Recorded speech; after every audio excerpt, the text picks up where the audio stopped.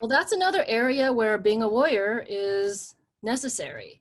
And that's another part of the paradox that we face.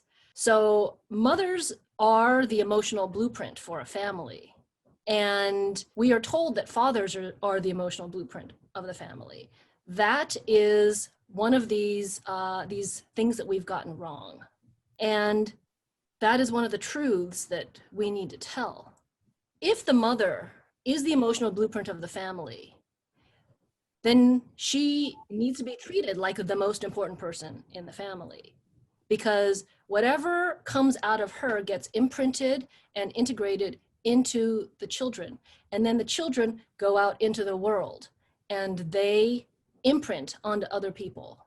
So if we give the women in the family the resources that they need and the care that they need, they will give that back to everyone in the family in spades.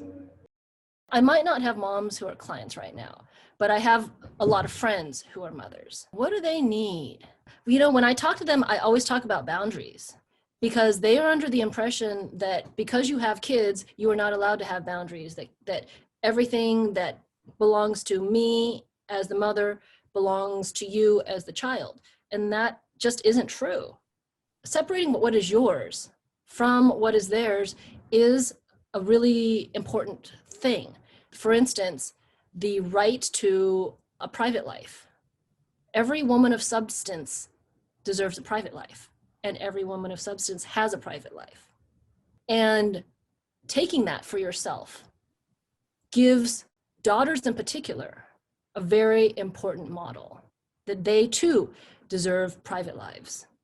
An inner poetic life, like in our private lives, we feed ourselves, and whatever happens in the private life, it's pleasure, it's beauty, it's just reflection time for themselves. That's how we teach. Being a mother has there's this idea that like suddenly you're like all public, and that just isn't true. I think that is kind of a newer way of parenting, another term that didn't actually exist.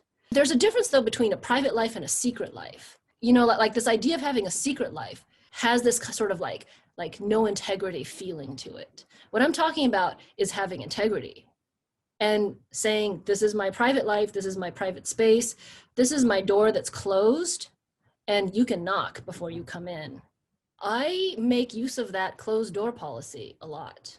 I have a 12-year-old and a 9-year-old. Because I've been using boundaries and training, independence training this whole time, my philosophy is that we raise kids to not need us. That's serving me very well. I get to keep my door closed. They knock, and if I say now's not a good time, they leave.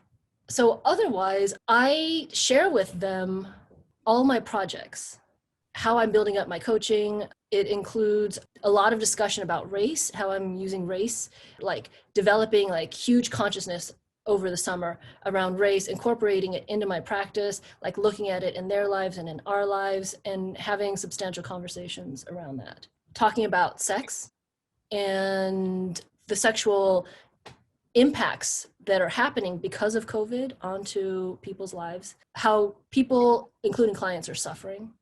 So because we have good boundaries, I am able to share with them. I don't just have boundaries with them and shut them out. Boundaries is not about shutting people out. It's about allowing yourself to get close and allowing somebody to get close without disturbing. It's radical.